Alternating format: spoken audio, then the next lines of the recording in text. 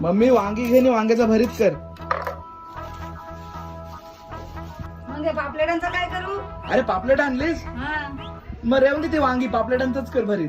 मसाला fry करू का रवा फ्राय करू? दोन्ही पण कर. ठीक आहे. अगो पापलेटवाली होशील का माझी नवरी, माझे मनान भरली सकौरी.